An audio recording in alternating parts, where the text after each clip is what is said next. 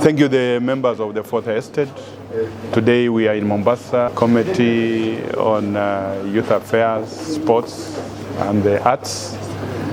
We are here with the CMOs because of the issues pertaining to creative arts. And all of us know that this is an industry that has been mismanaged for a while.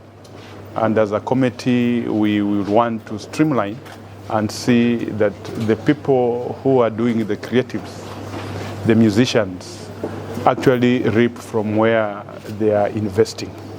So this meeting today was just to engage CMOs and try to advise and put them on notice that we are not going to allow Kenyans who are doing creatives and music to continue suffering because of mismanagement of their royalties that are paid by the users of their talent. And I want to say here now that we have had a very good meeting, and most importantly, what we feel that is due to the creatives and the musicians must be paid to them. And we also want to advise the users of the music that we are not going to allow you to manipulate the musicians and the creatives by the administrators of the CMOs. Because what we came to do here is one part of the directors of CMOs just went ahead and withdrew a case from court that was supposed to benefit musicians. And it was around 67 million that was supposed to be paid by the Royal Media people. And that we are saying that wherever you are, we are coming for you. Because that was money which was due to the musicians. And in any case, you used their music and their creativeness to actually do business that you kind of got what you are supposed to get. So it is only important that we do what is right, and we have asked, because we have engaged the representative of the Royal Media company, and I think he has gotten our message and is going to pass it to the boss in Nairobi to make sure that what is due for the CMOs should be given to them. So I want to just encourage the creatives that all is not lost. As we come in now, there is light at the end of the tunnel. I want to encourage them that they should not give up. Sooner or later, we are going again to see how the act can be amended so that, most importantly, it gives them an opportunity to do what they are supposed to do and earn from the talent that they have. So I want to appreciate my members of the committee for having given the necessary guidance to the CMOs to make sure that the creatives and the musicians get what they are supposed to do to get going forward. So I want to thank you, and the government of Kenya Kwanza is determined to put money in the people who are doing the creatives. And that is why the emphasis on creative economy is real, and the government, under the leadership of Dr. William Samoei Ruto, is determined to do just that. Whatever was due for the creatives was supposed to be paid by the Royal Media Service, and which one of the directors, of some of the directors, went out of the legal line to withdraw the case without that payment having been made. So this committee is following it up to see into it that the 67 million that was due to the CMOs must be paid, because the service was given or the users took the advantage of the same, and therefore as a committee we must come in to make sure that what was due for them is given to them.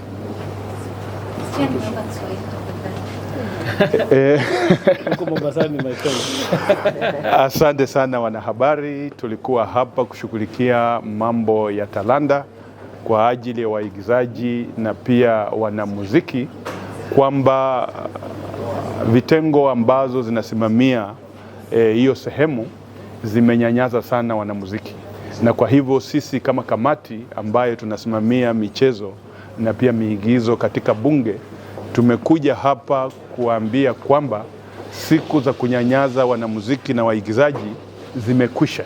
Kwa hivyo zile hela ambazo zinatakana kupewa wanamuziki wetu na waigizaji wetu lazima wapewe, na ndiyo sababu tumekuja hapa kukuwa na kikao na wale wasimamizi wao kuwaambia kwamba mara hii haitawezekana muigizaji ama mwanamuziki kunyanyaswa.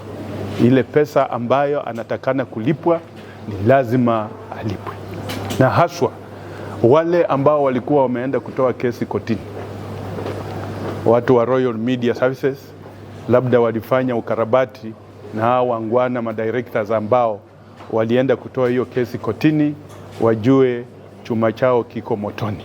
Hizo hela lazima walipe, kwa sababu wanamuziki na waigizaji wanahitaji hizo hela, na kwa hivyo hatutakuwa na lingine bali hiyo pesa walipe, na hakuna jambo lingine ambalo tunaweza kubali lifanyike. The challenges are just about governance and the creating a creative environment for the regulator to make sure that the CMOs collect what they're supposed to collect in a very conducive environment. You find out that what the regulator is supposed to do is supposed to actually make sure that the CMOs get the enforcement officers to make sure that the users of these creatives is supposed to be paid, because we have other people who are just rogue and they don't want to comply with the law. So those are the main challenges that the CMOs have, and we are actually going to make sure that that happens. But besides, as it happens, we also want to urge the CMOs, because we also have challenges of administration whereby the royalties are not paid on time, and even if they are paid, nobody knows how much is due for them. So given that situation, we are encouraging them that they should go digital, so that every musician can know when the his music or her music was played, and so on and so forth, for him to get the reasonable remunerations that they are supposed to get after their music has been played. Mheshimiwa, it would be wrong for us not to thank you. Tulianza safari hii miezi miwili iliyopita. Kwa mfano MCSK haikuwa na leseni kwa muda wa miaka 7. Hatujawahi kuwa na leseni. Tulipokuja kwa hii kamati na tukaanzisha hii safari na kuleta stakabadhi na kuelezea shida zetu, saa hizi tunapozungumzia tuko na leseni. Kitu ya pili, tariffs za muziki zilishushwa mwaka wa 2019 by almost 90%. Tukaenda kwa waziri kupitia kwa mikakati iliyofanywa na kamati hii, na waziri ameweza kupeana notice ya zingine mpya zingazetiwe ambazo zitainua hicho kiwango kwa asilimia 60. Ya tatu, kumekuwa na ile sheria ya blank check levy ambayo imekuwa kwa Kenya kwa Corporate Act, ambayo inaleta mabilioni, ambayo inasema any gadget ambayo inapitia kwa port of entry inakuja Kenya na iko na capacity ya ku record music, itozwe ushuru kidogo tu na uende kwa wanamuziki. Hiyo sheria inaweza letea wanamuziki mabilioni, na sasa hivi waziri ameanza kuimplement. Na ya mwisho, mheshimiwa, ni tukushukuru kwa maana saa hizi tunaelekea hata kuunda, ama tumeanza safari ya kuunda 1 CMO ili tupunguze cost of administration, ndio pesa mingi ambazo zinaokotwa na CMOs ziende kwa wanamuziki. Kwa hivyo yangu ni kusema kwa mheshimiwa, asante na kamati yako, kwa maana mambo haya tumekuwa tukiyashughulikia kwa muda wa miaka 7. Saa hizi kwa muda wa miezi miwili tumepata mwelekeo, tuko na leseni, tunakuja pamoja. Hata watu ambao walikuwa wasalimiani, sasa tuko marafiki, tumeweza kupata njia ya kurelate na regulator, kwa maana kazi ama biashara ya muziki, and allow me to say this in English, it's an ecosystem. It is from the creator of the music or the musician, has a role to produce quality music, market that music, The government has a role to give license and ensure they fight piracy. CMOs have a right to collect and distribute. It's an ecosystem. And the members of parliament, like Mheshimiwa, what he has done with this committee, they have a duty to make the proper laws and policies.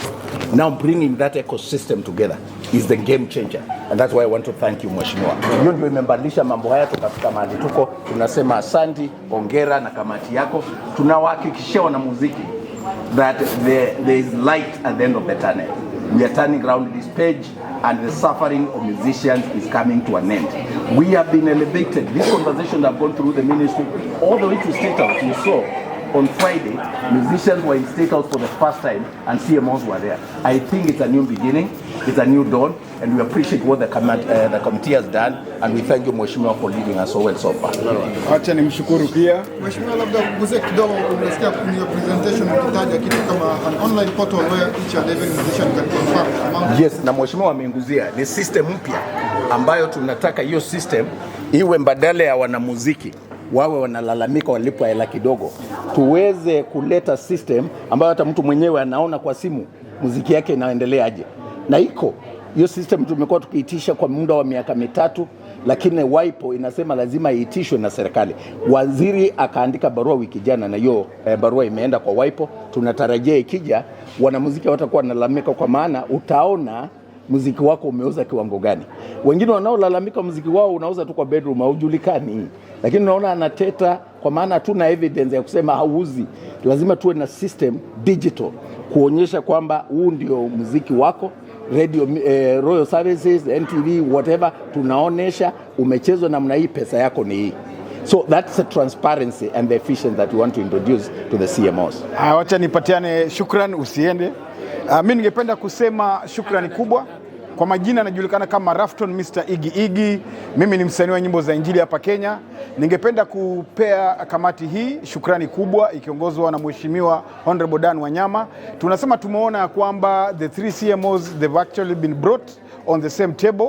Na pia nataka niwaambie wasanii ambao mlikuwa mnasema nyinyi ni mahustlers na mnasauliwa. Mnaona serikali inasisitiza kwa ule format wake wa bottom up. Kwa hivyo ningependa kuhakikishia wasanii, haijalishi unatoka eneo ipi nchini Kenya, kwamba Rais Dr. William Samoei Ruto unaona amemtuma Honorable Dan Wanyama, tuko hapa na Ezekiel Mutua na wengine wanafuatilia kuhakikisha kwamba wasanii wanapata royalties zao. Na umesikia vile tumeambiwa kutakuwa na accountability na transparency, utakuwa unapata your analytics na maisha itakuwa tofauti. Kama wewe ni msanii, ningekwambia ingia pale kwenye YouTube, ufungue account, tengeleza content na utakuwa unapata pesa pap kutoka kwa studio kwa mfuko. Asante.